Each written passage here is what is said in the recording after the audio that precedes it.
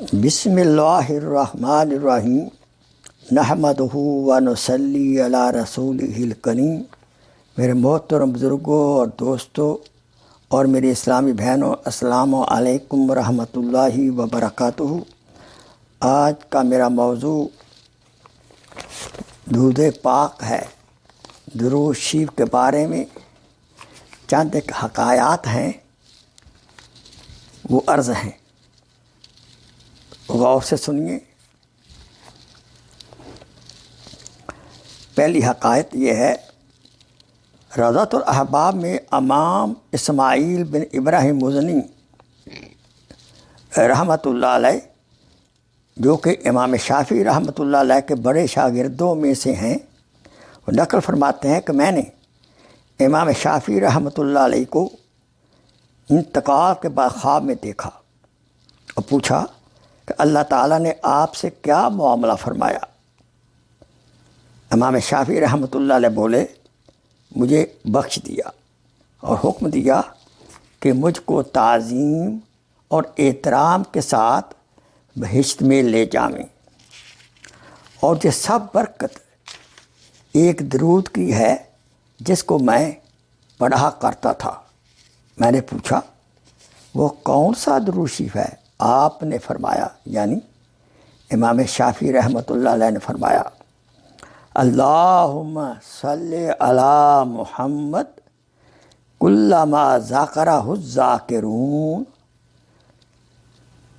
و کلما غافل عن ذکرہ الغافلون۔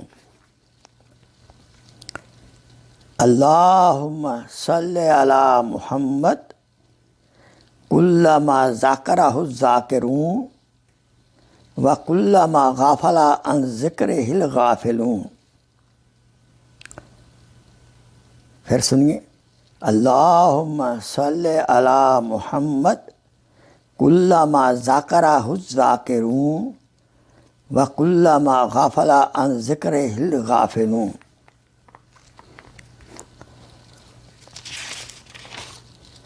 آئیے دوسری حکایت۔ ابو زرعہ رحمۃ اللہ علیہ نے ایک شخص کو خواب میں دیکھا کہ آسمان میں فرشتوں کے ساتھ نماز پڑھ رہا ہے۔ اس سے سبب حصول اس درجہ کا پوچھا کہ آپ کو یہ درجہ کیسے ملا؟ تو اس نے کہا، میں نے 10 لاکھ حدیثیں لکھی ہیں۔ جب نام مبارک حضرت صلی اللہ علیہ وسلم کا آتا، میں درود لکھتا تھا، اس سبب سے مجھے یہ درجہ نصیب ہوا۔ شیخ ابن حجر مکی رحمۃ اللہ علیہ نے نقل کیا ہے کہ ایک صالح کو کسی نے خواب میں دیکھا، اس سے حال پوچھا۔ اس نے کہا، خدا تعالیٰ نے مجھ پر رحم کیا اور مجھے بخش دیا اور جنت میں داخل کیا۔ سبب پوچھا کہ کیا وجہ؟ اس نے کہا، فرشتوں نے میرے گناہ اور میرے درود کو گنا، شمار کیا، سو میرا درود پڑھنا گناہوں سے زیادہ نکلا۔ تو اللہ تعالیٰ نے فرمایا، بس اس کا حساب مت کرو اور اس کو بہشت میں لے جاؤ۔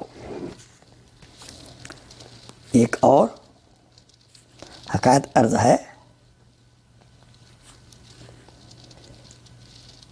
شیخ عبدالحق محدث دہلوی رحمۃ اللہ علیہ نے مدارج نبوت میں لکھا ہے کہ جب حضرت حوا علیہ السلام پیدا ہوئیں تو حضرت آدم علیہ السلام نے ان پر ہاتھ بڑھانا چاہا۔ ملائکہ نے کہا، صبر کرو جب تک نکاح نہ ہو جائے اور مہر ادا نہ کر دو۔ تو آدم علیہ السلام نے پوچھا کہ مہر کیا ہے؟ تو فرشتوں نے کہا کہ رسول مقبول حضرت محمد صلی اللہ علیہ وسلم پر 3 بار درود پڑھنا، اور ایک روایت میں ہے 20 بار درود پڑھنا۔ تو آدم علیہ السلام نے درود پاک کی گنتی پوری کر دی، اتنی مرتبہ پڑھ لیا، اور اللہ تعالی نے ان کا نکاح فرما دیا۔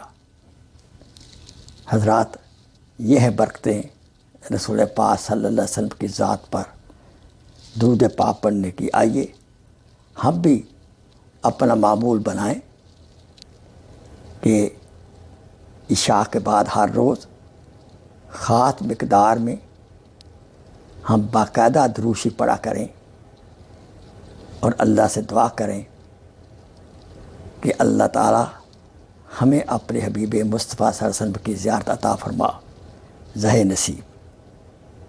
السلام علیکم ورحمۃ اللہ وبرکاتہ۔